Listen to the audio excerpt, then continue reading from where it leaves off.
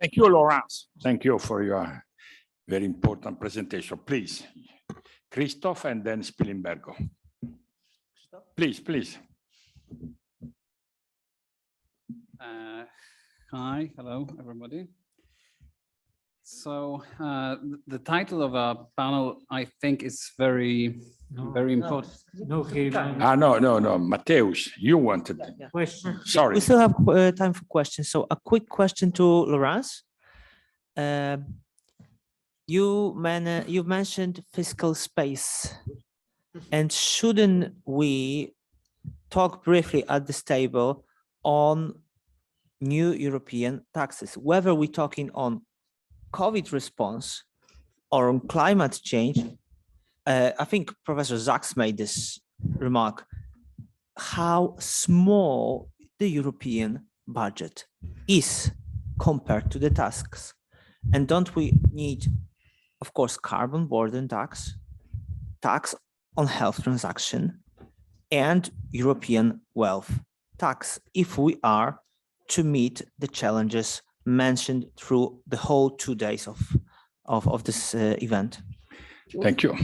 You want me to respond immediately or Yes. wait for a question? As you like. Would you prefer to collect? I think I totally agree with you, Mateusz. The problem, and I think everybody's aware of that. That's why, in particular, which is a question mark, the European Commission is proposing to extend the carbon market to heating and transport to get resources to pay for the new European debt. I don't think it's the best solution anyway. It's the discussion we'll have in the next years, and maybe it's a good solution. That will create a lot of social costs we will have to compensate. But I think there is this now new thinking that we need new resources, and that is necessary. But on the other side, I think it's important to manage the idea that we have to look at the stability pact differently, because in a way, the recovery fund, even if it's delegated to government, is finally the guarantee of the EU. So we guarantee has your two elements, new taxes, yes, and new capacity to borrow in the global market. Dr. Spilimbergo. I have a confession and a question. The confession. When Kristalina Georgieva came and pushed climate change as big agenda, I was quite skeptical. So I asked, we commissioned a survey in over 30 countries, asking whether people in the middle of the pandemic would consider climate as an emergency or not. And I was thinking, thinking that, of course, nobody would say yes. To my surprise, and here's a confession, my sin, 30% said, no, of course, became even more important after the pandemic climate change. So there is this appetite around after the pandemic. The question, I think that the public is very, theoretically is in favor, but when they see some concrete measure, like a big increase in the price of gas, oil, immediately change mind. Now, the problem is that energy transition requires long-term commitment. Investment need to be planned for decades, not for... how do politicians commit to a path ex ante? Which system we have to commit ourselves so that we face those prices, these regulations, and we don't have another Johnson or another Trump that in 4 years will revert? Because if I'm an entrepreneur, I don't want to invest if there is a 10% probability of a Trump or shale oil revolution where you committed your investment. So the issue is the type of commitments that the climate transition requires are not consistent with the political schedule. Well, where we have an advantage is through EU law. Now Fit for 55, it's a law. And you know, having a European law, you don't change it as often as you change your own. You will have election in France, Germany, next, and Czech Republic. We may see changes, of course. But because you have European laws, this creates a good path dependency, which I think that's the value of tagging together. And then I think you don't change this law all the time. So that's one solution. The other one, and because of course, citizens can react very negatively to some measures if they are badly designed.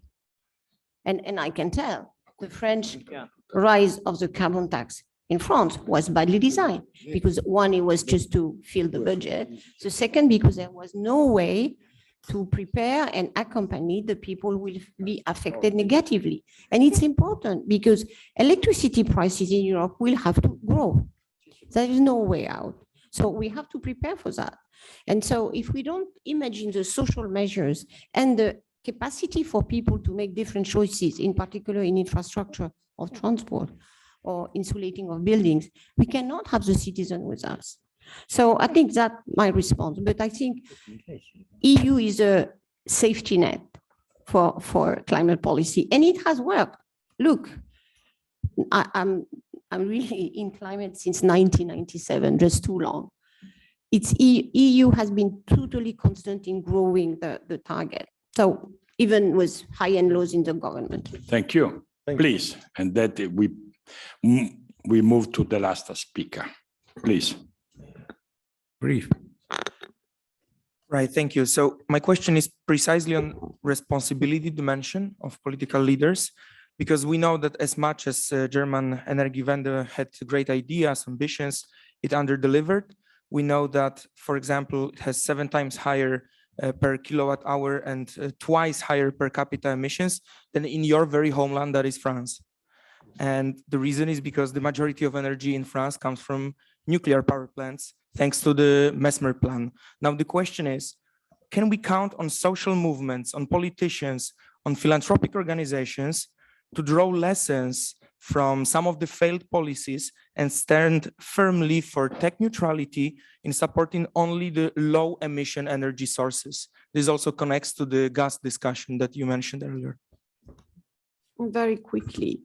Well, 75% of French electricity is out nuclear, but the majority of our energy consumption is fossil fuel still. So, because electricity finally is the lower part of the way we consume energy. And the French government normally forget that because it's easier to say we are very low carbon, which is not totally true. We are imported, now carbon footprint is 11 tons per capita in France, if you count the imports.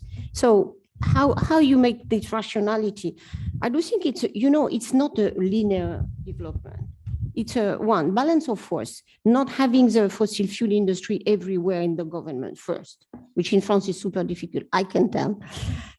So there is an element of really representing the different interests. I think the local authorities plan for decarbonization are super important because then you in a way, block in the citizen support for example, the mayor. Look at the mayor of Paris. She has really decreased the emission of Paris with a strong opposition for many parties, but she got the citizen with her and she has been re-elected. So I believe that local authorities policies, and in Poland, it's really interesting the discussion you have in the major cities, as I know, because air pollution is an issue for the citizen. So I would say there is no silver bullet. It's every sector. I think we can learn from failures, from policies. And again, if I look 30 years back, we have made enormous progress. The problem is that just too slow, but we are learning. Nobody now will do the